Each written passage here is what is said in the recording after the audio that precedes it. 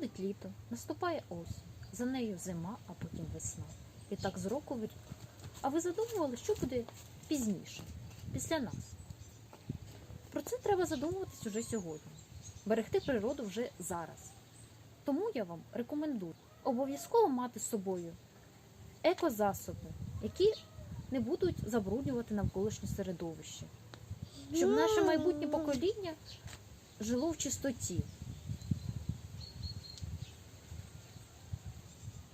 Ось така екосумка 100% бавовна.